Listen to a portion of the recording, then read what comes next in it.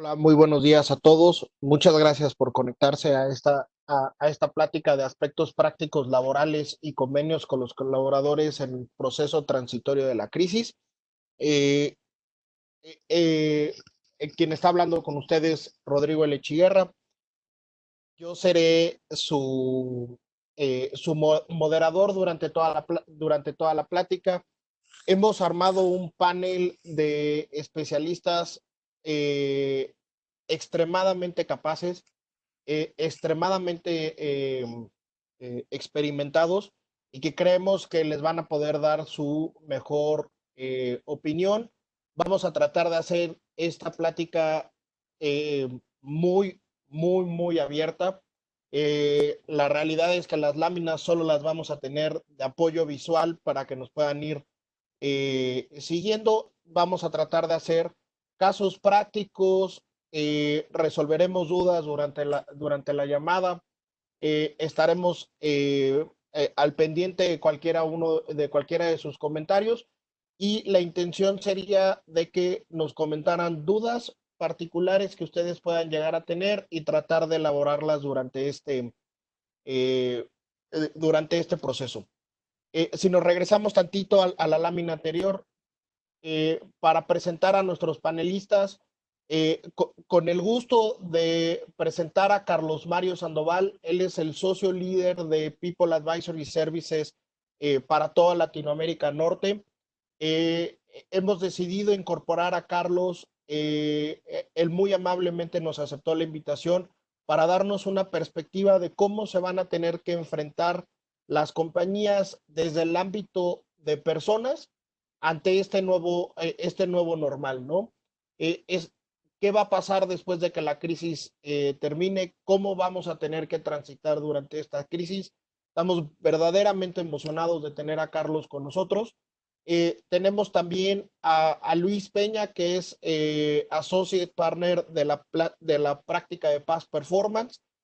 Luis tiene muchísima experiencia en temas de gestión, transaccionales, eh, un verdadero referente. Tenemos también a Yeshua Gómez, que pues, va a ser prácticamente su anfitrión durante toda esta plática. Yeshua es gerente senior en la parte legal laboral. Él nos va a dar antecedentes con muchísima experiencia en acuerdos laborales y juicios. Y tenemos también a Ernesto Rodríguez, que es gerente senior de la práctica de seguridad social. Como todos sabemos, la parte laboral y de seguridad social van entrelazadas. Entonces, para tratar de cerrar todos los círculos, todas las aristas, desde el punto de vista laboral, tenemos a Ernesto para resolver cualquier duda y complementar nuestros puntos. Y pues nada más su presentador del día de hoy, Rodrigo.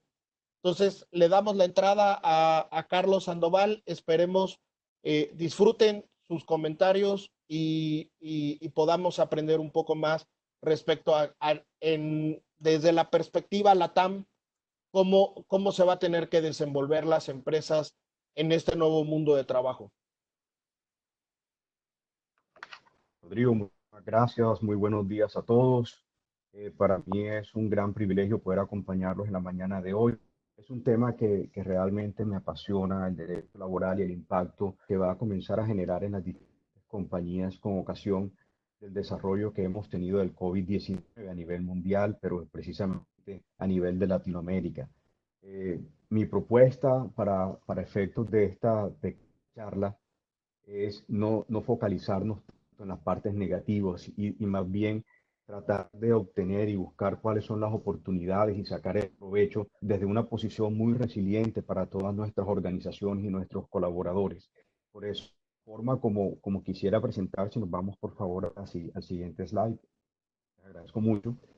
Eh, cuando estamos viendo las noticias, realmente nos tienden a confundir mucho, nos generan demasiada información y ustedes que están acá en este webinar son los líderes de recursos humanos, son líderes de compañías, son abogados y tenemos que buscar cuál es la mejor forma de poder comunicar todo esta información de una manera muy sencilla que la persona de cualquier nivel de la organización puedan entenderla.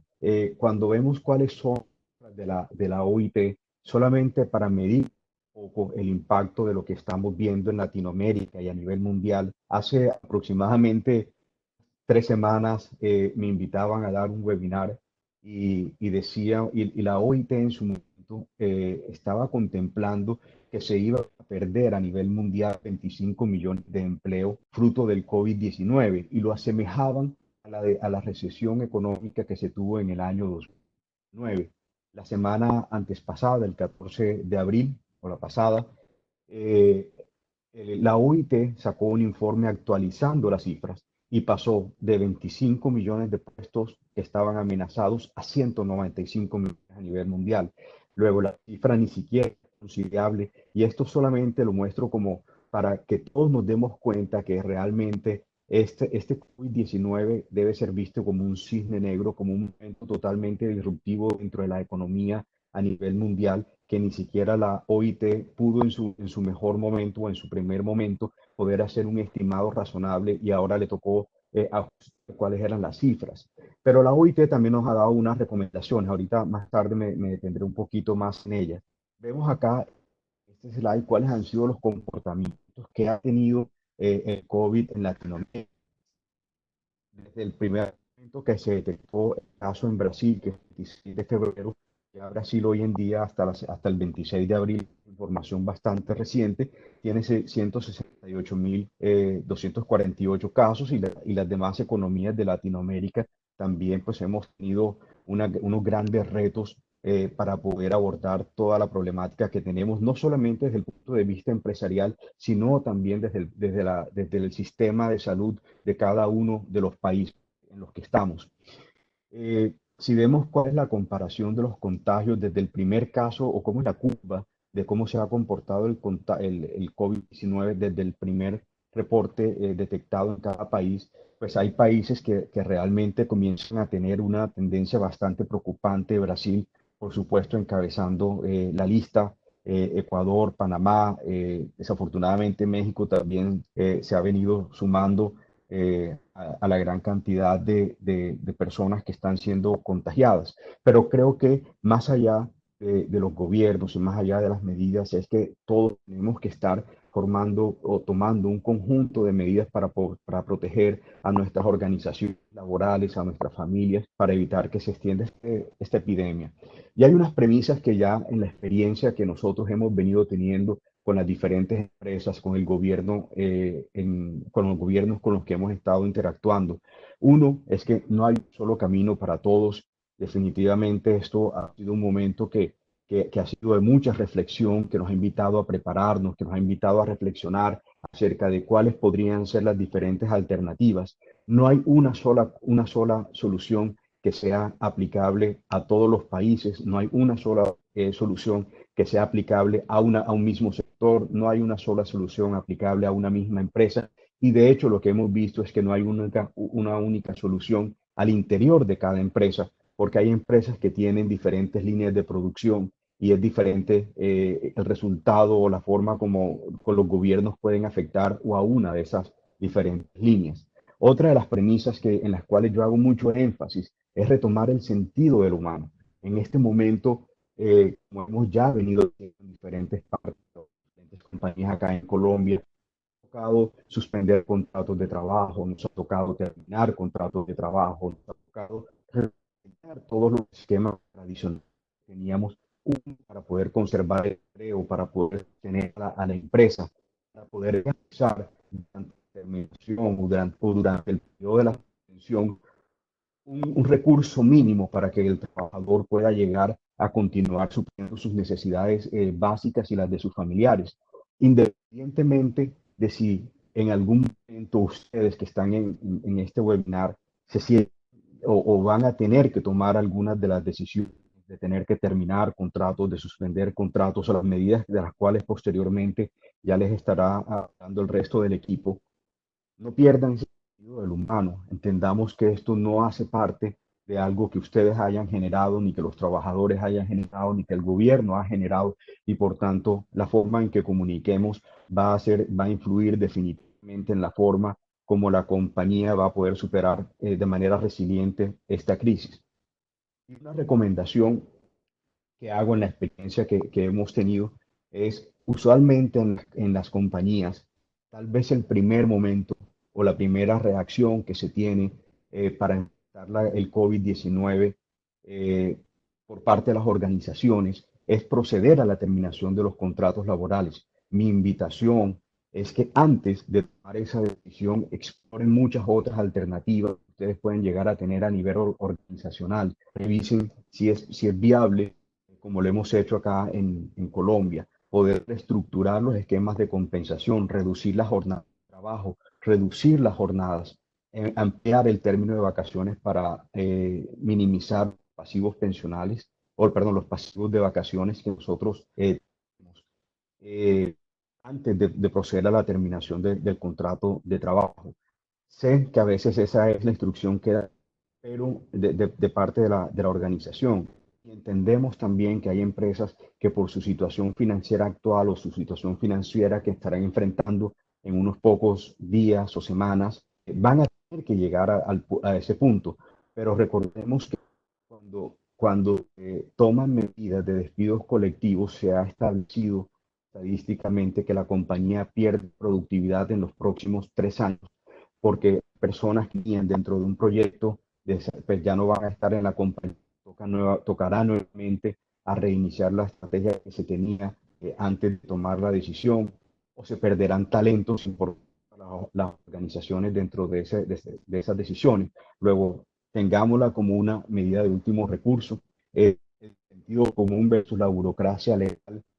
Si hay algo que los sistemas tradicionales latinoamericanos en los diferentes países con los cuales he tenido la oportunidad de hablar, es que muchas veces tratamos de enfrentar esta situación con la norma laboral en la mano, y muchas veces nos vamos a sorprender que la norma laboral no tiene respuesta frente a una crisis tan dramática como la que estamos viviendo. Así que nos toca separarnos de la burocracia legal para encontrar el sentido común que les permita a las organizaciones tomar decisiones que sean prácticas y, por supuesto, hablar con los trabajadores para que los trabajadores logren entender la dimensión de la problemática y se vuelvan parte de la solución y se vuelvan parte de todas esas medidas que se van a hacer de manera resiliente para que la compañía salga adelante. Cuando hay sentido de pertenencia de los trabajadores, en la experiencia que hemos tenido en estos últimos 2 meses y medio acá en Colombia, realmente los resultados han sido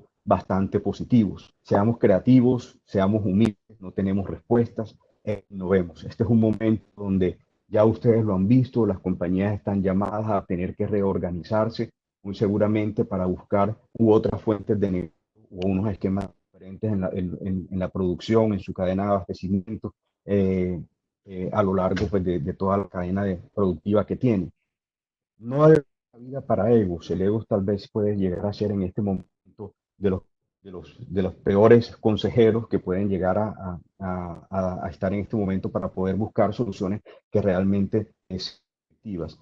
Y ojalá que se pueda llegar a despolitizar la agenda y privilegiar la salud. En muchos de los países latinoamericanos hemos visto y seguiremos viendo cómo aún y a pesar de la crisis, aún y a pesar del dolor de tantas familias, los gobernantes siguen utilizando esta situación para poder tomar medidas en beneficio propio. ¿Cuáles son los focos de mayores amenazas que hemos visto y que la OCDE ya ha resaltado? De comidas, por supuesto, ustedes manejan muy bien el tema, saben cuál ha sido el impacto en México, pero no ha sido solamente allá, ha sido en casi toda Latinoamérica. De acuerdo con los datos que hemos tenido en Colombia, dentro de un escenario que es muy bondadoso, se estimaría que el sector del turismo volverá nuevamente a retomar el ritmo que traía en Colombia, al menos hasta el primer trimestre del año 2021. Luego todavía falta un gran trayecto y necesitamos comenzar a apoyar a todas estas industrias. Otro de los focos, digamos, que considera la OIT que va a tener o que debería tener una protección especial son las mujeres y los jóvenes que ya venían con desigualdades sociales, que ya venían siendo discriminados en la contratación y que seguramente, fruto del COVID-19, se aumentará la precarización de sus condiciones laborales. Tres, el aumento de la informalidad y las crisis de pequeñas empresas en países como los nuestros, en Latinoamérica. Definitivamente la informalidad siempre ha estado presente y debido a los altos costos laborales, a la incapacidad de las compañías para poder cumplir con sus obligaciones, a la falta de reacción de algunos gobiernos para ayudar al sector empresarial, muy seguramente se llevará a la terminación de los contratos de trabajo y se aumenta la informalidad laboral. La idea sería que los gobiernos, dentro de todo este fenómeno que se va a presentar, al menos pudiera garantizar unas condiciones de vida digna, y por eso ya estamos replanteando y analizando a nivel mundial acerca de la renta básica universal y adicionalmente el acceso a la salud. Solamente un indicativo, finalmente en este slide, y es que en 3 meses tenemos 14 millones de contratos laborales que se han terminado. Por favor.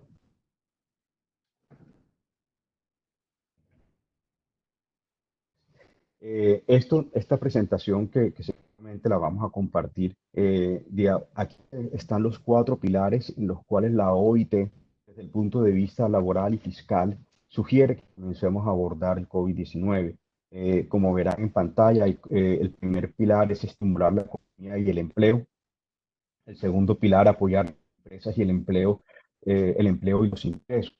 Aquí, ojalá que el gobierno y las diferentes entidades financieras logren tener una reacción bastante ágil, porque hemos visto que desafortunadamente las ayudas no han comenzado a llegar de manera eficiente a las pequeñas, medianas y microempresas, que son las que en este momento están necesitando más de recursos para poder continuar con el pago de su nómina y evitar que de esta manera se despidan a los trabajadores. Un tercer pilar, que es proteger a los trabajadores en el lugar de trabajo, ya en esto me detendré más adelante. Un cuarto pilar, que es buscar soluciones mediante el diálogo social. Aquí tengo solamente un minuto para poder decirles que en la experiencia que nosotros hemos tenido acá en Colombia, en llegar a la comunidad laboral, el diálogo social ha sido la primera fuente de éxito que hemos logrado implementar.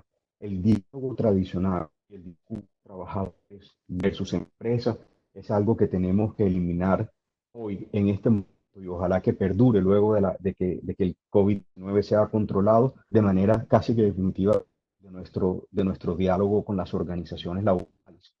Por el contrario, hemos encontrado en el diálogo social que se basa en la veracidad, en la transparencia, buscar soluciones conjuntas para poder abordar esta situación y poder entre las partes encontrar soluciones que permitan la actividad y sostenibilidad de la empresa. Si vamos al siguiente slide, por favor. Como digamos, parte de las recomendaciones que nos está dando la OIT es apalancarnos en la resiliencia para poder hacer frente a esta situación. Una de las preguntas que nos hemos hecho y que seguramente muchos de ustedes tendrán es cómo manejar una estrategia laboral frente a unos escenarios que hoy en día son totalmente impredecibles, unos cambios muy rápidos y permanentes. Pues para indicar, hay algunos países donde hemos tenido una hiperinflación normativa de atención de cara al COVID-19, que ha hecho que lo que teníamos hace una semana sea totalmente diferente a lo que teníamos hoy. Vemos cómo casi que en tiempo real la información ya va cambiando. De hecho, mientras que estamos en este webinar, mucha de la información en el entorno laboral viene cambiando. Por eso nosotros hemos considerado que son 5 pilares en los cuales de aquí en adelante las compañías deberían comenzar a trabajar para efectos de poder mantener su sostenibilidad y poder tener un diálogo social resiliente también con sus trabajadores. Uno es la salud y seguridad en el trabajo. Definitivamente, cuando analizamos cuáles van a ser de esos grandes factores que tienen que cambiar en el pensamiento tanto de la organización como de los miembros de recursos humanos, tiene que ver precisamente con salud y seguridad en el trabajo. ¿Qué es lo que estamos haciendo a nivel organización para proteger a las comunidades laborales? ¿Qué nos va a tocar hacer para evitar que se siga propagando la pandemia? Pero mejor aún, ¿qué es lo que vamos a comenzar a hacer para cuando vuelva nuevamente otra ola, otro evento disruptivo, estemos mucho más preparados a lo que realmente estábamos en este momento. Temas de productividad y costos va a ser también uno de los grandes puntos en las agendas. Hoy en día, con más razón, hoy en día estamos cuestionando la globalización. Teóricamente o doctrinalmente ya se está repensando en que muchas de las industrias vuelvan a ser localizadas de manera regional o local, y eso va a cambiar los esquemas de productividad que tenemos en nuestras compañías y, por supuesto, los esquemas que tenemos en nuestras organizaciones. Entonces, pensemos en cuáles son esos nuevos sistemas de compensación que cada una de sus compañías deberá tener de cara a enfrentar esta nueva realidad, cada una de sus organizaciones.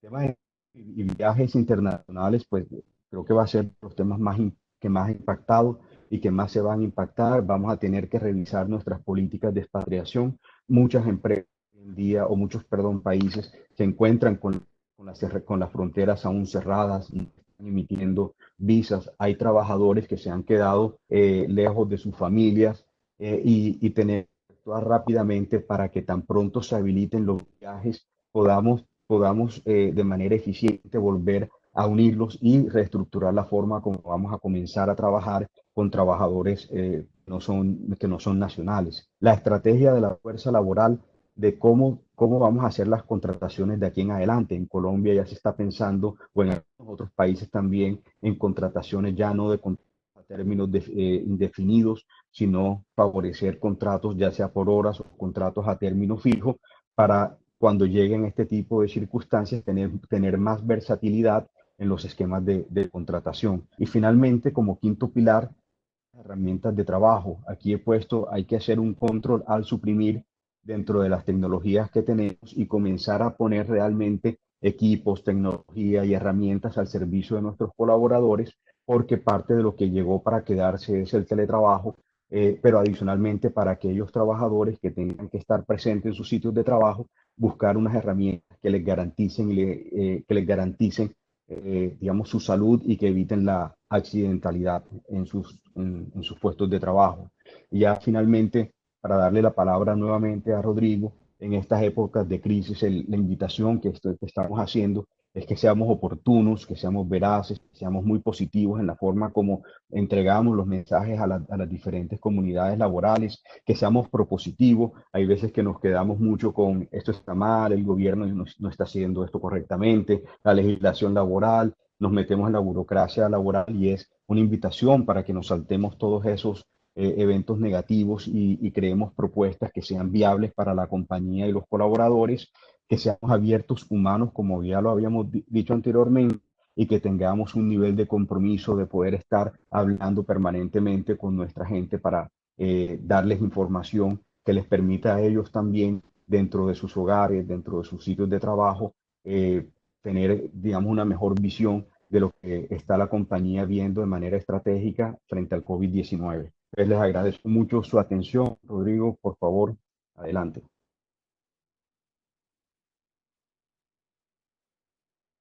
Muchas gracias, Carlos.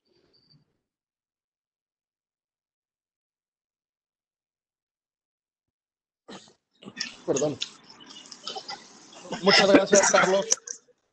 Antes de pasar con Yeshua y ya a la parte de el ámbito laboral respectivamente en México, no sé si alguien más de nuestros panelistas quisiera comentar algo sobre lo que Carlos nos comentó o agregar algún comentario.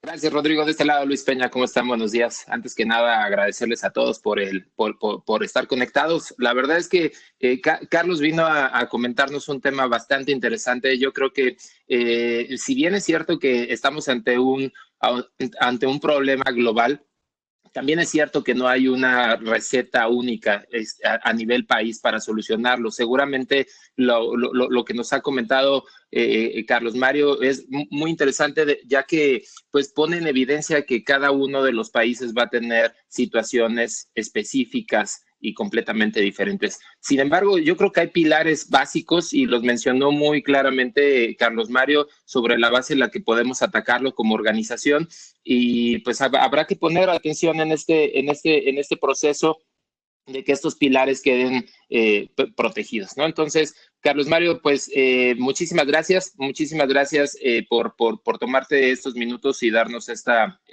explicación. Pues ahora sí, si les parece bien, pues vamos directo al tema de convenios en materia laboral ante este periodo de crisis. Y para eso, pues ya lo anticipaba Rodrigo, tenemos en la línea a Yeshua Gómez, quien es gerente senior de nuestra práctica legal laboral en EY. Entonces, Yeshua, no sé si nos escuchas y podemos iniciar con tu parte. Hola Luis, muchas gracias por la presentación, gracias Rodrigo, gracias Carlos por la excelente presentación. Y bueno, buenos días a todos. Primero que nada, pues, también agradecerles el que estén conectados y también deseándoles que ustedes y todas sus familias se encuentren bien, se encuentren con salud y bueno, deseándoles de todo corazón que salgamos con éxito de esta situación, ¿no? Y en segundo, pues de antemano una disculpa si escuchan un papá baño o algo, son mis hijos que lograron burlar el cerco de seguridad, que es mi esposa que está conteniéndonos abajo y creo que al principio que empezamos todos con el home office eran muy chistosos esas situaciones y creo que ahora es más recurrente cada vez más. Entonces, pues de antemano una disculpa, ¿no? Y habiendo dicho esos avisos parroquiales, quiero platicarles respecto de lo que sucede en el ámbito laboral actualmente en México, precisamente, ¿no? Como todos sabemos, ha habido una serie de acuerdos dictados por la Secretaría de Salud y por el Consejo de Salubridad en conjunto con la Secretaría del Trabajo y Secretaría de Economía, donde nos han definido ciertos lineamientos no únicamente sanitarios, ¿no? Sino también le han entrado a bosquejar y a trazar ciertos lineamientos con respecto a las relaciones de trabajo. Les pongo esta lámina que tengo entendido que algunos de ustedes ya la vieron con mi colega Alex en un webcast hace poco tiempo y quiero únicamente volverlo a poner sobre la mesa. ¿Qué fue lo que pasó el 30 de marzo de este año? El 30 de marzo tuvimos un acuerdo en donde decretaban un estado de emergencia por causas de fuerza mayor, una emergencia sanitaria por causas de fuerza mayor. Esto sucedió el 30 por la tarde. Al día siguiente, el 31 de marzo, obtuvimos un segundo acuerdo en donde suspendían todas las actividades no esenciales por motivo de esta emergencia sanitaria por causas de fuerza mayor. Ahora bien, ha sido motivo de discusión de muchos abogados laboralistas respecto de si este decreto y este acuerdo realmente se refiere a la declaración de contingencia sanitaria de la cual nos habla la Ley Federal del Trabajo en el artículo 429, ¿no? Donde este artículo permite a los patrones, sin necesidad de avisarle a la Junta de Conciliación y Arbitraje, suspender las relaciones de trabajo, mandar a todos los trabajadores a su casa y por un mes pagar un salario mínimo diario. Si me preguntan a mí, en estricto sentido, desde el punto de vista de derecho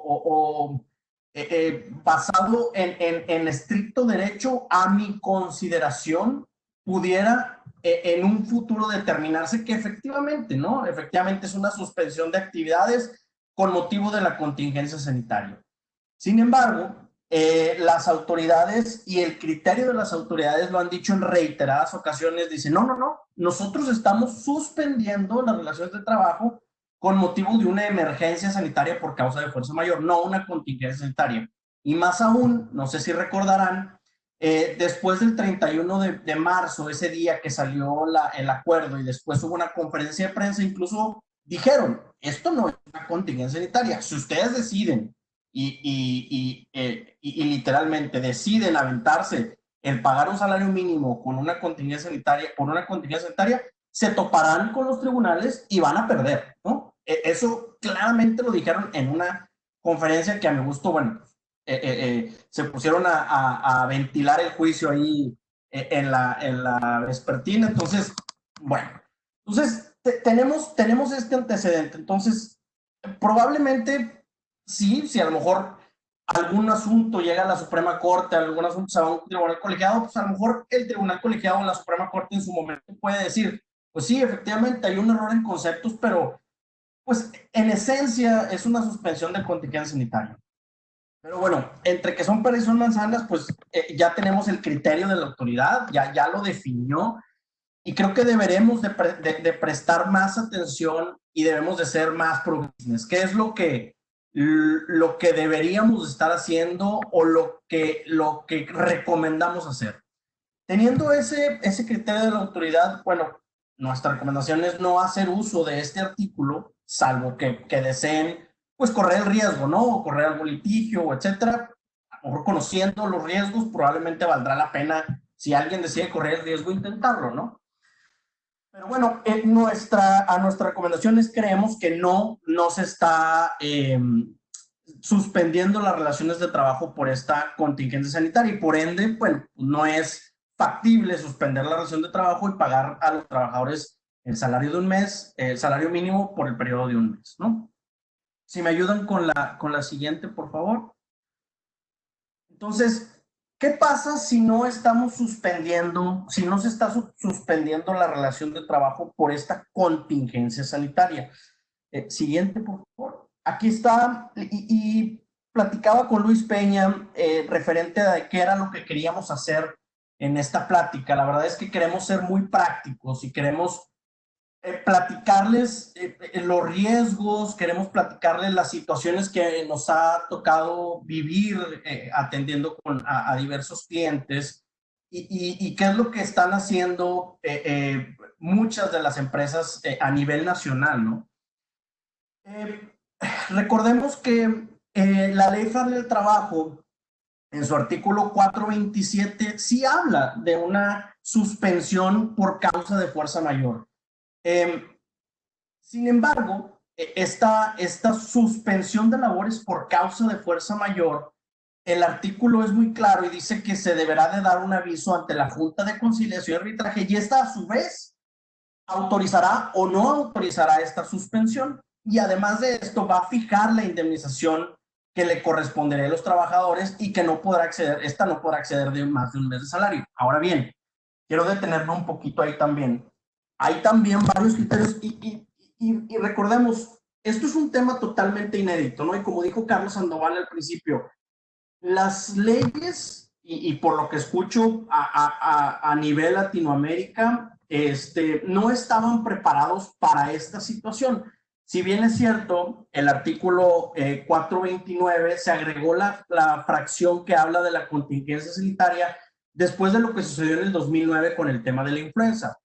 Sin embargo, únicamente se estaba un mes, ¿no? Ahorita lo que ya llevamos, si tomamos en cuenta desde el 23 de marzo, ya llevamos todo el 23 de marzo, algunos implementaron ciertas medidas antes siendo muy precavidos, llevamos todo el mes de abril, ya nos dictaron un acuerdo nuevo en donde siguen suspendidas las relaciones por todo el mes de mayo y no sabemos qué va a suceder en un futuro, no sabemos cómo se va comportando. Si bien es cierto, hay varias cálculos matemáticos que hacen nuestras autoridades, incluso el acuerdo nos menciona que probablemente en los municipios donde haya baja o no transmisión pudiéramos salir el 16 de mayo, pues realmente no sabemos, no sabemos cómo se va a manejar este tema, para dónde se va a mover el tema de la enfermedad. Entonces, la suspensión por causa de fuerza mayor, como les comentaba, se le da aviso a la Junta y podemos suspender también por un periodo por lo que la Junta diga, por lo que la Junta determine, y dicha indemnización no podrá exceder de más de un mes de salario. Hay personas, hay criterios, reiteramos, es un tema inédito, que sostienen que a partir del mes de mayo ya no deberíamos de pagar a los trabajadores porque están basándose su criterio en esta suspensión por causa de fuerza mayor. Sin embargo, a mi criterio y al criterio de lo que hemos comentado al interior de la empresa y en diversas asociaciones y en diversos grupos patronales, es que si no diste el aviso si no seguiste un procedimiento y no suspendiste la relación de trabajo a través de un juicio, a través de un aviso ante la Junta de Conciliación y Arbitraje, pues evidentemente no estás en el supuesto, ¿no? Tienes que seguir cubriendo los salarios, tienes que seguir cubriendo tus cuotas, etcétera. ¿Por qué? Porque la ley es clara, dice que para efectos de suspender la relación deberás de agotar un procedimiento. Entonces, nosotros no estamos muy de acuerdo con el hecho de a partir de mayo ya no les pagues, porque ya la suspensión fue el primer mes, ya pagamos un mes y el segundo mes pues ya no te corresponde pagar. Creemos que es un tema arriesgado, ¿no? Creemos que es un tema que se está tomando un cierto artículo para hacer uso de él y decir, bueno, pues ya cumplimos con un mes. Realmente yo no comparto ese criterio y creo que si no agotamos el procedimiento, pues no hemos suspendido nada. Entonces, esta suspensión colectiva por causa de fuerza mayor realmente no se ha estado utilizando. Sin embargo, quería ponerla para que vieran que tenemos la posibilidad, pero recordemos que las juntas de conciliación y arbitraje, la gran mayoría está cerrada, ¿no? No están trabajando. En algunos lugares de la República Mexicana, como es el caso de la Ciudad de México, están recibiendo 20 convenios por día, ¿no? La Junta de Monterrey está totalmente cerrada, la Junta de Acapulco está totalmente cerrada. Entonces, realmente no pudiéramos hacer uso de ella porque no hay personal para ventilar un proceso de este tipo. Entonces, quería ponerla solamente sobre la mesa. Sin embargo, por cuanto hace a la suspensión colectiva de la relación de trabajo, hay un concepto del cual probablemente algunos estén familiarizados que se llama paro técnico. Este paro técnico, si ustedes tienen acceso si pueden revisar la ley federal del trabajo, el paro técnico no existe como tal, ¿no? No es una figura que esté regulada por la ley federal del trabajo, simplemente es una armonización de varios artículos puestos en un convenio celebrado entre el sindicato y el patrón, en donde de una manera circunstanciada y relatando los hechos de manera muy particularizada, pactamos el hecho de, o bien, detener completamente la operación, es decir, suspender por completo la relación de trabajo, o bien reducir jornadas, ¿no?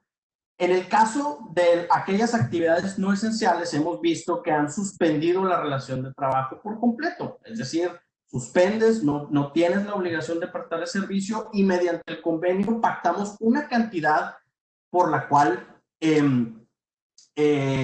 cubrimos como parte del salario por todo este tiempo, ¿no? Ahora bien, este convenio o este paro técnico, lo que se ha hecho con anterioridad es que se celebra entre el sindicato por medio de su secretario general ante legal del patrón, ¿no? Y se presenta ante las juntas de conciliación y arbitraje. Reiteramos, hay que analizar cada caso en específico y ver si hay factibilidad de que las juntas de conciliación y arbitraje te reciban este tipo de convenios.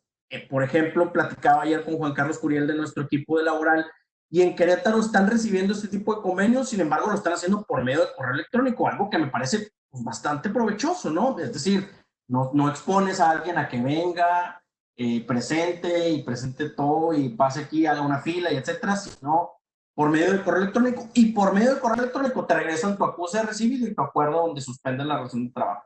Pues parece algo bastante bueno, ¿no? Ahora bien, una recomendación extra, y esto es algo totalmente extra. Yo, como bien decía Rodrigo, soy preponderantemente litigante, ¿no? Entonces soy muy nervioso con este tipo de situaciones, nervioso en el buen sentido, ¿no? Trato de revisar y de pensar qué pasaría si esto se escala a un conflicto, ¿no?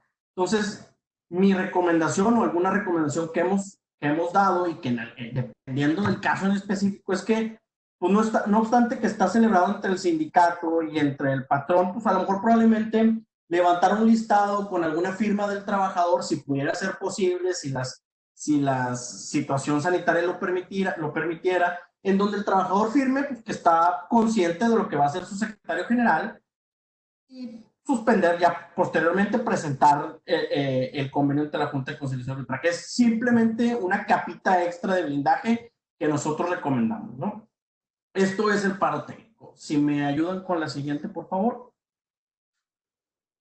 Yeshua, aprovechando la pausa, rapidísimo, nada más para las personas que nos están escuchando, comentarles que vamos a estar resolviendo sus dudas a través de la plataforma. Dentro de las opciones está la sección de preguntas y respuestas, si quieren ir mandando por ese medio, y un poco más adelante vamos a dar lectura a las mismas, esperando poder contestar la mayor parte de ellas. Gracias, Yeshua, adelante. Gracias, Luis. Y se me olvidaba pasar, se me pasaba comentarles. Hemos tenido muy buena respuesta con los sindicatos. Platicábamos ayer, Luis Peña y yo, históricamente tenemos que el sindicato probablemente pudiéramos en su momento tener algún choque o algún tipo de resistencia a suspender la relación de trabajo. Realmente hemos tenido juntas muy colaborativas.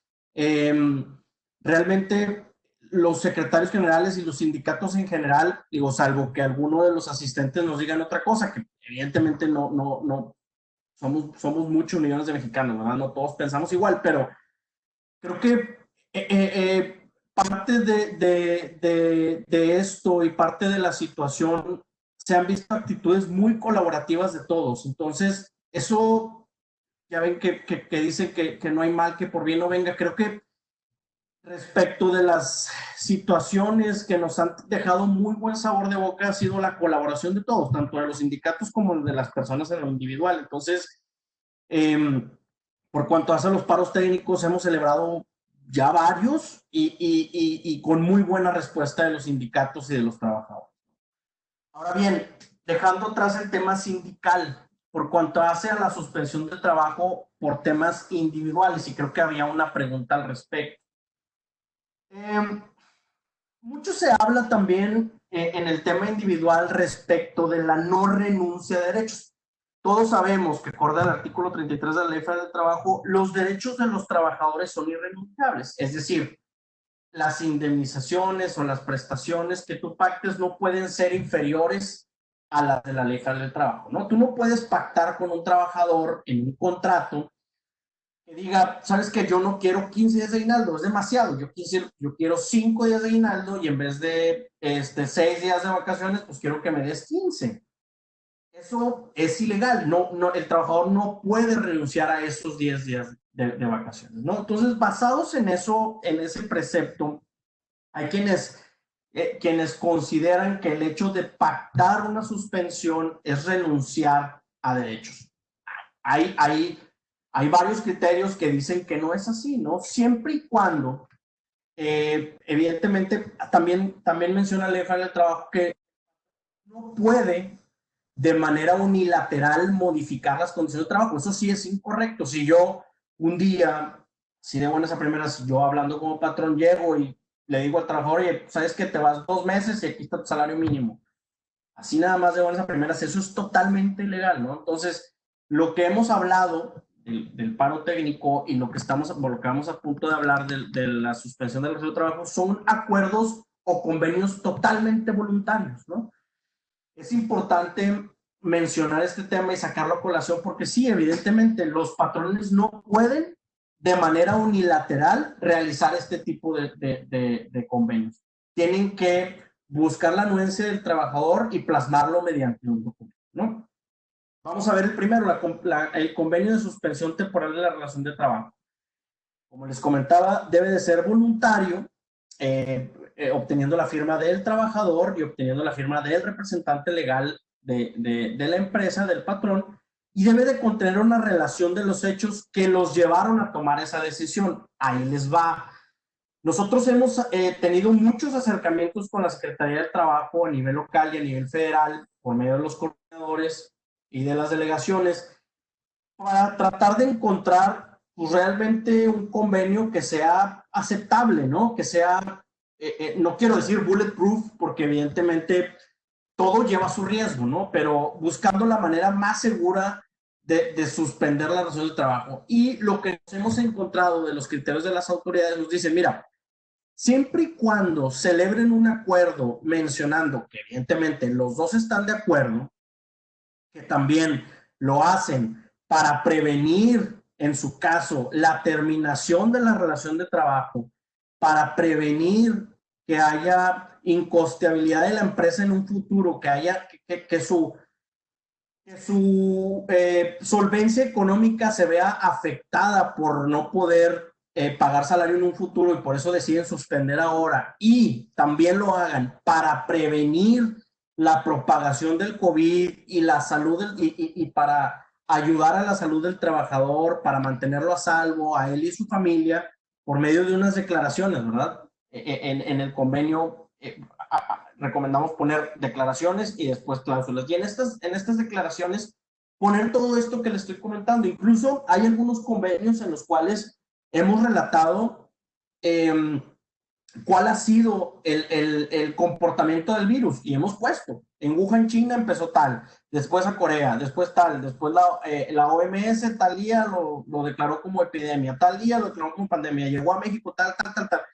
Hasta la fecha, lamentablemente hay tantos contagiados en México y ha habido tantos decesos. Entonces, poniendo todas esas declaraciones y haciéndolas saber a las partes de que estamos suspendiendo por esos temas en específico, la autoridad nos acepta esos convenios, ¿no? Evidentemente dicen que es un convenio celebrado de buena fe. Mucho tiene que ver el tema de la buena fe. Entonces, eso por cuanto hace la relación específica de los hechos. Y las cláusulas especiales, hay ciertas cláusulas que agregamos. Por ejemplo, celebramos al principio de la suspensión, celebramos diversos convenios y en las cuales en varios también va a depender muchísimo de qué es lo que quiere hacer el patrón, de qué mensaje quiere dar a los trabajadores. Ahí hemos tenido de todo tipo, ¿no? Hemos tenido trabajadores que han aceptado recibir un piquito arriba del mínimo. Ha habido casos en que los patrones deciden únicamente descontar el 10%. No sé, va a depender también de qué manera quieres que se lleve a cabo tu relación o qué tipo de relación tienes con el trabajador y qué pudiésemos pactar de manera voluntaria, ¿no? Y en las cláusulas especiales hemos agregado, por ejemplo, el caso de que una vez llegado al final de el 30 de abril, en caso de que la autoridad determine una nueva suspensión o un nuevo periodo, se tendrá este periodo como la fecha de terminación de este convenio, ¿no? Esto para efecto de que se vaya renovando el convenio conforme el acuerdo, ¿no? Es un convenio dinámico que conforme se vaya moviendo las recomendaciones de la autoridad, se vaya moviendo también el convenio. Hay cláusulas también que hemos elegido y que los patrones nos lo han así solicitado, que dice, oye, esto lo ponemos por la suspensión por causa de fuerza mayor. Sin embargo, en caso de que la autoridad determine la contingencia sanitaria a la que se refiere el artículo 427, se tendrá la suspensión a razón de esto, ¿no? Y el pago de un salario mínimo por el periodo de un mes. Habrá empresas que así lo requieran porque su situación económica así lo requiera y se puede poner ese tipo de cláusulas, ¿no? Que sea un convenio dinámico siempre y cuando se encuentre dentro de lo legal y siempre y cuando, pues, reiterando que sea de manera voluntaria. Lo que pactemos las partes respetando los mínimos legales es correcto. No podemos pactar en un convenio el pago de 50 pesos diarios porque no respeta los mínimos legales. El salario mínimo en México no es de 50 pesos, ¿no? Entonces, este tipo de cláusulas recomendamos valorando cómo quieres que se lleve a cabo tus relaciones de trabajo, las valores para que se ajusten a cada caso en específico, ¿no? Yeshua, ¿te parece bien si le damos lectura a un par de preguntas que están ya en la plataforma? Sí, adelante. De este lado, Norma Aguirre nos comenta que tiene un contrato de protección con su sindicato y nos dice que ya han firmado elaboramos un acuerdo individual con el personal de solicitar días sin goce de salario. Es necesario que el sindicato firme el convenio. Lo que se refiere es que ya llegaron a un convenio con sus colaboradores, pero también tienen un sindicato de protección. Tu recomendación sería que ese convenio también sea reconocido por el sindicato. Mira, la respuesta es, siempre nuestra recomendación va basada en el nivel de protección que deseas tener. Por ejemplo, en este caso en específico, que es un sindicato de protección, nuestra recomendación es, derivado que probablemente los empleados de la empresa no tengan conocimiento de ese contrato. Estoy hablando de probabilidades, ¿no? Porque es un contrato de protección. Nuestra recomendación es recabar la firma de los trabajadores en primer término. Y en segundo, pues sí recomendamos fuertemente presentarlo. Si me ayudas con el mute, Luis, por favor. Sí recomendamos fuertemente presentarlo ante la Junta de Conciliación y Arbitraje para que te brinde un extra de protección, ¿no? Acordémonos y reiteramos, son temas inéditos que jamás en la vida habíamos vivido, nunca, no teníamos conocimiento de las magnitudes, entonces todos hemos estado actuando conforme a lo que vamos tomando, ¿no? Entonces, mientras más protección tengas, más factible sea que salgas avante de alguna situación incómoda, como lo puede ser una demanda de un trabajador. Sin embargo, si derivado de la demanda del trabajador tú puedes comprobar que además de haber firmado con el secretario general, además él firmó su anuencia mediante un listado en alguna junta de algún que tuvo con el sindicato, y además lo presentaste ante la Junta de Conciliación y Arbitraje, y la Junta de Conciliación y Arbitraje lo aprobó el convenio por no contener una renuncia de derechos, evidentemente te pone en una mejor posición para ventilar un juicio que si no lo presentaste a la Junta y que si no recabaste la firma. Entonces, mi respuesta es, ¿lo puedes hacer así? Sí, lo puedes hacer así como lo tienes. Evidentemente te otorga un nivel de validez. Sin embargo, si deseas agregarle capas de seguridad, adoptar lo que te estamos comentando. De acuerdo, muchas gracias. Dos dudas más y para seguir adelante. Nos preguntan si hay un límite de días en los que se pueda convenir el permiso sin goce de salario. No hay un límite de días, nada más que recordemos que es un tema voluntario, ¿no? Ahí sí va a depender muchísimo y ahí sí, Luis, tú que eres el experto en el tema, va a depender muchísimo de qué está dispuesto tu gente a aceptar, va a depender de cuál es el ambiente que deseas tener en tu compañía y si me permite la expresión, qué tanto quieres estirar la liga, ¿no? Sí, evidentemente un convenio voluntario, si tú se lo pones enfrente y le dices al trabajador, oye, lo vamos a firmar por un mes de suspensión si pago con goce de sueldo, sin goce de sueldo, pues evidentemente es más probable que de común acuerdo llegues a ese convenio, firmes ese convenio, a que si le pones que vas a suspender la relación de trabajo de aquí a diciembre, ¿no? Entonces va a depender de eso. ¿Hay un límite? No. Gracias, Yeshua. Aprovechando que Carlos Mario sigue con nosotros, Carlos, querías comentarnos algo. ¿Me escuchas, Luis? Completamente. Ok. No, frente a la pregunta de postura, al igual que de lo que acaban de complementar ahorita, en Colombia, por ejemplo, no hay un término. Sin embargo, nuestra recomendación con nuestros clientes sí ha sido tener una temporalidad muy clara, temporalidad que puede ser atada a un tiempo en específico o a una condición del sector, porque como había tenido la oportunidad de mencionar anteriormente, hay sectores que se van a recuperar de manera más tardía que otros, y poner solamente que durará durante un mes puede llegar a generar un reto muy grande para las organizaciones, porque seguramente en un mes tal vez no puedan llegar a estar en su nivel óptimo de ingresos nuevamente o de caja. Y por eso en algunos clientes lo que hemos hecho es crear condiciones suspensivas futuras para poder volver a la nueva normalidad o de hecho ir recuperando paulatinamente los beneficios que tenía el trabajador antes de que se decretara la suspensión sin licencia de sueldo, como estaban comentando ahorita. Pero ahí es donde creo que la creatividad, siempre y cuando estemos dentro del marco legal y no violemos los derechos y las garantías mínimas de los trabajadores, hay lugar y mucho espacio para ir innovando y creando nuevas soluciones. Gracias, Carlos Mario. Pues adelante, Joshua, seguimos y más adelante retomamos las preguntas. Perfecto. Creo que tenemos el tiempo encima y quiero comentarle de los últimos dos. El convenio temporal de las condiciones de trabajo. Convenio de modificación temporal de las condiciones de trabajo. Este tipo de convenios los hemos utilizado, por ejemplo, con el personal vulnerable en alguna ocasión y con los administrativos. Igual que el convenio de la suspensión, debe de ser voluntario. Igualmente recomendamos tener una relación pormenorizada de los hechos e igualmente sujetar este tipo de cláusulas especiales al tiempo, al salario, a qué pasa si se decreta una emergencia, una contingencia sanitaria. Todo este tipo de cláusulas, como comenta Carlos, ajustadas a derecho y que nos permitan ir moldeando el tipo de relación que tenemos que llevar, que queremos llevar con nuestros empleados. Ahora bien,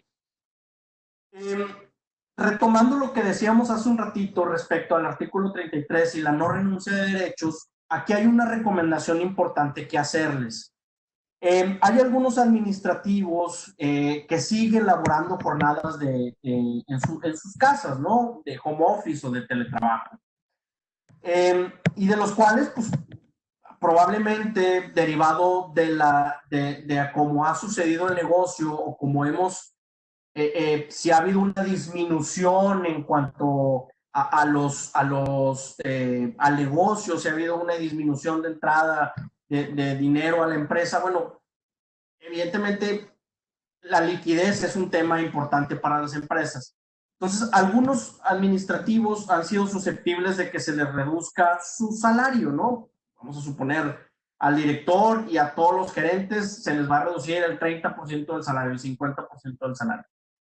Es bien importante tomar en consideración que no obstante que la situación y las autoridades lo están permitiendo, a efecto de que no haya una renuncia de derechos y no haya una clara violación a sus derechos, la recomendación que estamos haciendo es que la reducción del salario vaya directamente ligada a la reducción de su horario. Me explico un poquito más.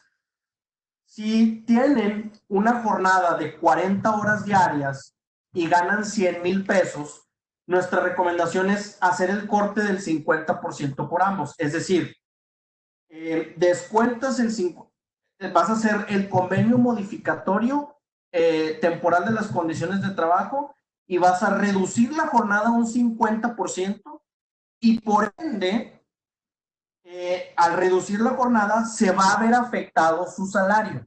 ¿Me explico? Es decir, que la reducción salarial sea a causa de la relación de horario. Y eso es bien importante porque a efecto de, nuevamente, blindar un poquito más el convenio y que sea, que pudiera ser usado para defensa en algún juicio, nuestra recomendación es para que no haya renuncia de derechos. Si reduzco la jornada y reduzco el salario, por ende se reduce el salario, bueno, pues evidentemente estamos pactando porque para que sea viable la relación, etcétera, etcétera. Entonces, esa es una recomendación extra que les hacemos, ¿no?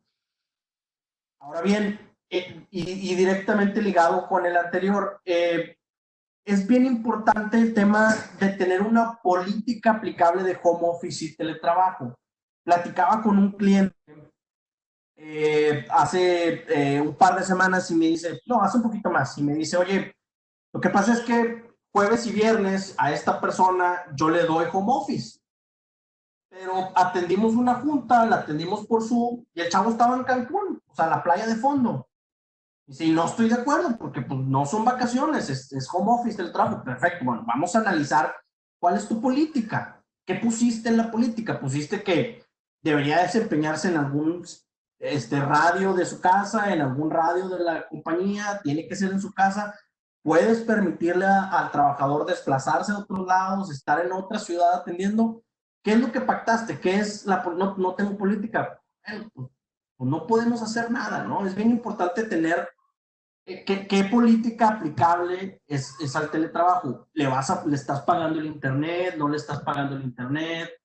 ¿Le estás quitando bonos? No sé, me explico, hay que ver qué es. Y luego me decía, bueno, pues es que lo quiero sancionar, quiero darle 3 días sin goce de sueldo, algo, ¿no?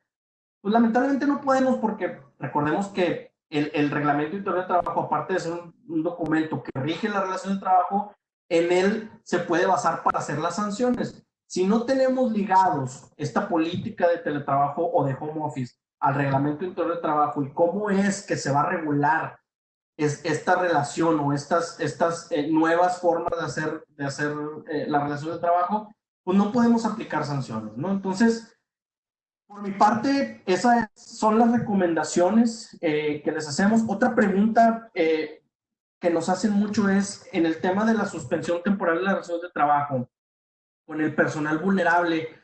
Oye, pues es que mi intención es pagarle más, o sea, pagarle su 100% al trabajador, pero no puedo. Puedo darle vacaciones a cambio o sea, por esta suspensión y después pactar una suspensión con un salario del 50%. Las autoridades han determinado que sí, que busquemos la manera de cómo el trabajador pueda seguir siendo remunerado, cómo pueda seguir teniendo un flujo de dinero y seguir, evidentemente, como lo decía Carlos en un principio, que sea un tema de personas, ¿no? Que sea un tema de atención directa y de sensibilidad humana, no un tema tan estricto de negocios, ¿no? Sí buscar un poquito de flexibilidad, ¿no? Entonces, el convenio sí es factible plasmar esto y sí es factible dentro de lo legal pactar ciertas cosas. Ibas a... Sí, gracias, Joshua. No, nos ha quedado muy claro. La verdad es que ha sido bastante ilustrativo y bastante práctico el tema de qué es lo que se puede y qué es lo que no se puede llevar a cabo y formalizar durante este periodo. Si te parece, antes de irnos a las preguntas finales, tenemos unos minutitos y vamos a extender no más de 10 minutos esta llamada para respetando el tiempo de todos nuestros participantes, pero no me gustaría terminar la sesión sin antes preguntarle a Ernesto, en términos generales, ¿cuáles serían los impactos de todos estos convenios que ha comentado Yeshua en materia de seguridad social? Como lo comentaba Yeshua hace unos minutos, definitivamente creo que para tomar la decisión no solamente tendremos que tener la anuencia de los colaboradores, sino también tendremos que tener cuidado de los impactos que estas decisiones tengan en otras materias como el cumplimiento patronal. Entonces, Ernesto, no sé si nos puedas platicar rápidamente cuáles son los escenarios que tú prevés y terminamos al final con las respuestas a las preguntas que tenemos en la plataforma.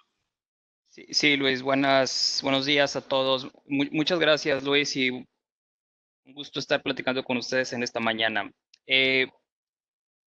Trataré de ser muy breve y las preguntas, las dudas que vayan resultando, con gusto las estaremos tratando, las estaremos atendiendo. En tema de seguro social, digo, y lo queremos incorporar porque también es un tema, son dudas muy recurrentes. ¿Qué pasa con las cotizaciones ante el Seguro Social y ante el Infonavit? Bien, si ahorita lo que nos comentaba Yeshua, pues derivado de los convenios que celebren, bueno, pues implicaría reducciones no tan solo de jornadas, sino también de salarios. ¿Y qué pasa con las cotizaciones ante el Seguro Social? Bueno, en materia de Seguro Social, en las leyes tanto del IMSS como Infonavit, realmente no hay un apartado específico de estas situaciones.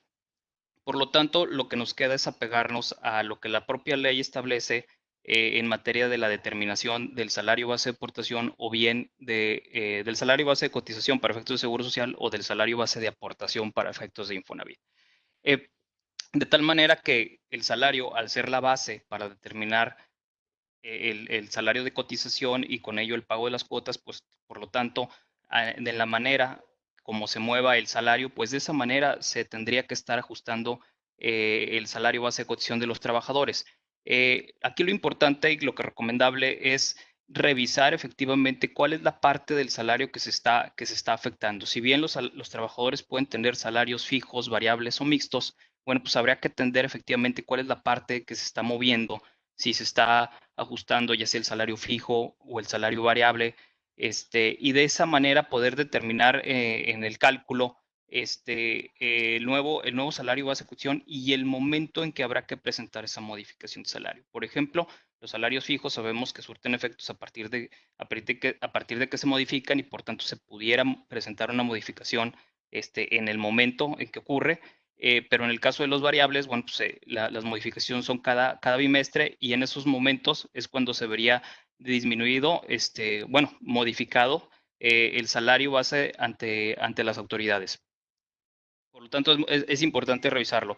También aquí se pueden revisar otros esquemas, como precisamente puede ser semana o jornada reducida, que lo contempla la ley del Seguro Social, y que es un cálculo específico que consiste en prorratear básicamente lo que se percibe en una semana para determinar un salario de cotización diario. También esto se pudiera revisar y en un momento dado aplicar. Recomendaba, ahorita que escuchábamos a Carlos Sandoval, me quedé con una idea que comentaba que es muy importante separarnos un poco de la burocracia legal para encontrar soluciones prácticas. Aquí considero que esto es fundamental precisamente para ver cuál es la mejor opción. Algunas empresas incluso han decidido no afectar la cotización ante el Seguro Social para no afectar la contribución a sus cuentas de retiro de vivienda. Pero bueno, la realidad es que son casos ya muy particulares y puede haber mucha variación. Tema de ausentismo muy rápido. Recordemos que la ley menciona que se podrán inducir ausentismo siempre y cuando existan faltas de los trabajadores sin goce de sueldo. Ha sido recurrente la duda por parte de nuestros clientes de que si los trabajadores se fueron a sus casas, pero se van con goce de sueldo, si se pueden incorporar ausentismos en la cotización del Seguro Social. Sería muy complicado si los trabajadores siguen percibiendo un salario. Además de que tenemos la limitante que solo podemos deducir hasta 7 días de ausentismo por mes. Y por último, en el caso de las amortizaciones de los créditos Infonavit, bueno, pues en la realidad, las amortizaciones de los créditos de los trabajadores, si movemos el salario, no se modifica en la mayoría de ellos, puesto que los créditos en su mayoría son ya sea en veces de salario conocidos como veces de salario mínimo, o que ahora se determinan con la famosa UMI, o bien en cuota fija monetaria. Por lo tanto, se modifica el salario de los trabajadores ante el Seguro Social, pues la retención de los créditos seguirá siendo la misma, salvo aquellos créditos que ya son los menos, que estén otorgados en porcentaje, que es un porcentaje precisamente del salario base de cotización de los trabajadores. Por lo tanto, solamente estos son los que se pudieran modificar, pero insisto, son los menos. El resto, que ya es propiamente un importe definido por mes de retención, bueno, pues en estos casos no habrá que modificar, no sufrirá ninguna modificación. Y aquí, bueno, lo recomendable es que el propio trabajador acceda a alguna de las medidas de apoyo que el propio Infonavit ha emitido para ayudarles a tener mayor flujo o a solventar el tema de sus créditos. Muchas gracias, Ernesto. Creo que el tema de seguridad social en cada uno de nuestros webcasts ha tenido bastantes, o ha generado bastantes dudas. Veremos que en los próximos días generar otro webcast específico para temas de seguridad social. Y bueno, por último, vamos a darle respuesta a las preguntas que tenemos en la plataforma. Nos están pidiendo, voy a dejar a Rodrigo Lechiguerra que nos ayude con la lectura y a Yeshua con la respuesta. También, Ernesto, hay un par en materia de seguridad social.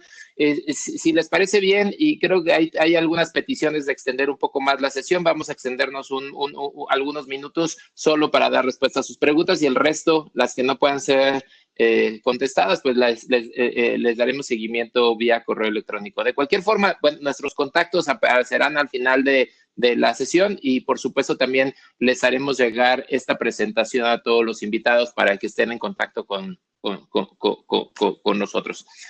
Adelante, Rodrigo. Muchas gracias, Luis. Pues una de las preguntas que nos hacen es si está permitido liquidar a algunas personas y con el resto de los empleados que no liquidemos llegar a algún convenio de trabajo, ya sea reducción en jornadas o reducción en salario. Yeshua, no sé qué nos puedas comentar. Sí, recordemos Evidentemente, en estos tiempos no hay, bueno, habrá que analizar el caso específico, pero si no hay una causal acorde al artículo 47 de la Ley Federal del Trabajo, la recomendación es terminar la relación de trabajo por medio de un convenio, es decir, de manera voluntaria. Muy seguramente esto te conllevará a que tengas, y como dice la pregunta, liquidar al trabajador a razón de los 90 días, de los 20 días por año, de la prima de antigüedades proporcionales. Sí es factible, siempre y cuando celebres un convenio, verificar si, dependiendo de la ubicación geográfica, si puedes hacerlo en la Junta de Conciliación y Arbitraje, pues sería recomendable. O bien, si puedes, si no, pues habrá realizar un convenio privado o ver si hay posibilidad de ratificarlo ante algún notario. Recordemos que evidentemente lo que buscamos es blindar, es ponerle capas de seguridad al documento, ¿no? Yo los invitaría también a tomar en cuenta, y esto evidentemente solo como recomendación, como abogado no hay una razón objetiva de decirlo, pero recordemos también el tema, ¿cómo decirlo? El tema reputacional que podría conllevar esto. Ya hemos visto que el poder de las redes sociales, ya hemos visto de qué manera se ha puesto en el spotlight algunas empresas que han decidido tomar acciones agresivas, permitidas por la ley, evidentemente, pero agresivas, y es un tema complicado, ¿no? Y además, hay varios movimientos o hay varias iniciativas por parte del gobierno federal, ya lo vieron, salió la secretaria del Trabajo, Luisa María Alcalde, a exhibir, y esto no son temas objetivos, simplemente estoy diciendo hechos, salió a exhibir el listado de empresas que han despedido trabajadores por medio de una conferencia, una vespertina, compartió la presentación y donde lista cuáles empresas han despedido trabajadores y por qué motivo. Que para mi gusto es imprecisa porque hay algunos de ahí que hemos tenido el gusto de colaborar y que en algunas fueron sustituciones patronales y se les dio acceso a otro tipo de prestaciones. Bueno, en fin. Entonces, tomemos también el punto de vista reputacional, no únicamente estrictamente legal. Esa sería mi recomendación. La respuesta es sí es factible, nada más que lo hagamos con una conciencia holística, ¿no? Pongamos en consideración todas las variables. De acuerdo, muchas gracias, Yeshua. Otra de las preguntas que nos hacen es si se tiene alguna sugerencia en qué elementos debería de contener una política de teletrabajo o home office. No sé, Carlos, desde la perspectiva de gente, ¿qué nos recomiendas que deberían de incluir estas políticas? Y luego me gustaría conectarlo con Yeshua desde la perspectiva legal laboral. ¿Qué debería de contener, no?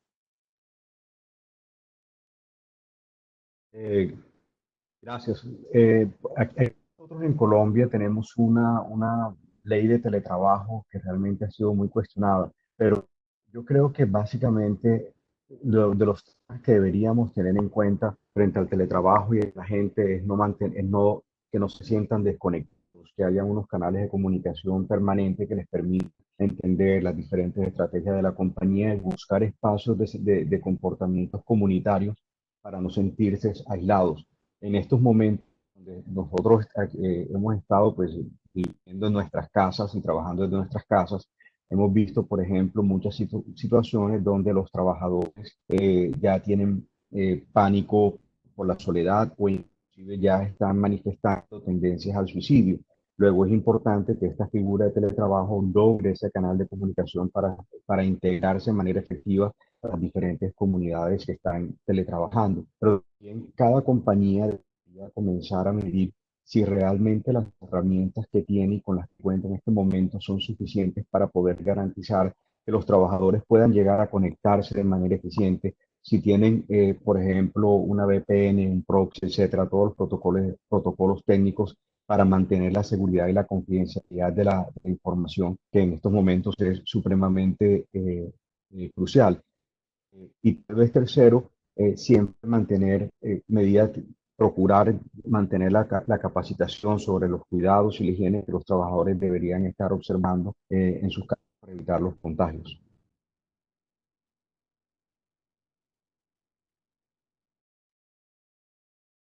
Muchas gracias, Carlos.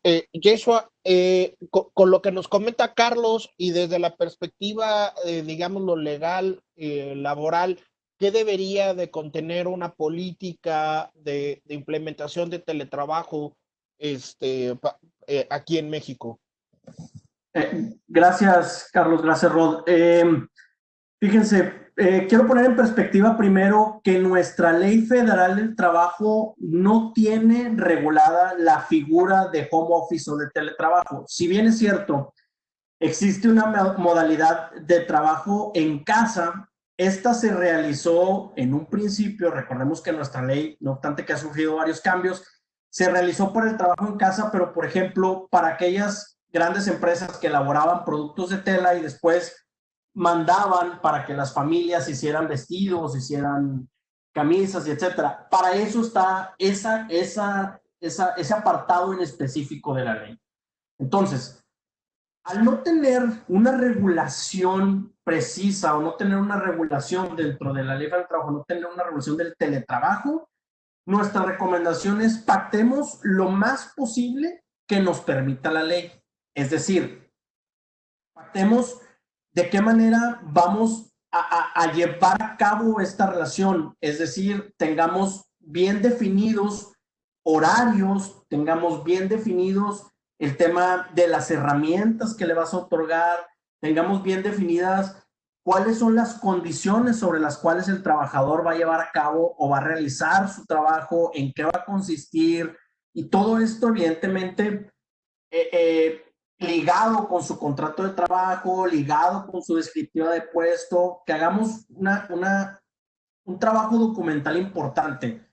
Y recordemos que en el derecho, y más, probablemente Carlos me corregirá, en el derecho colombiano, pero en el derecho es importante ser, es importante parecer y es importante probar.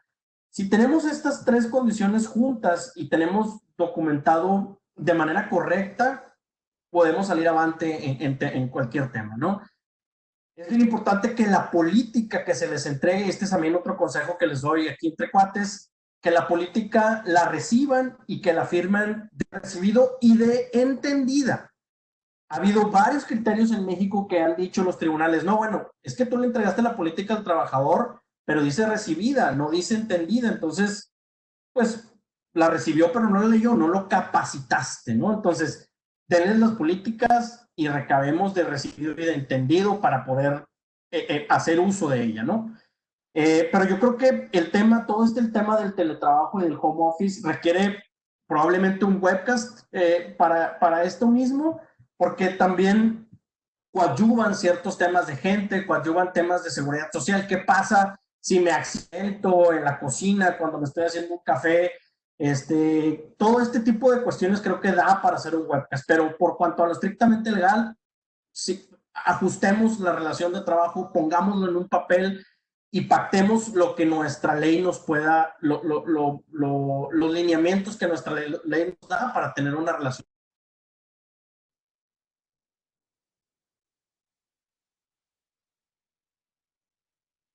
Muchas gracias, Yeshua. Bueno, por cuestiones de tiempo se nos quedan varias preguntas. Vamos a tratar de contactarlos a través de correo y poderles estar enviando las respuestas. De todas maneras, se les va a compartir la presentación y tienen nuestros contactos. No duden en podernos mandar un correo con muchísimo gusto. Vamos a estar respondiendo preguntas y atendiendo cualquiera de sus consultas.